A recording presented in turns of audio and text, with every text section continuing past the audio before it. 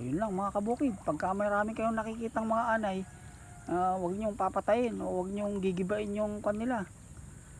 Paramihin nyo. Pagka may mga nakita kayong bahay ng anay, saka nyo ipakain sa tilapia, sigurado walang sinabi ang pids dito.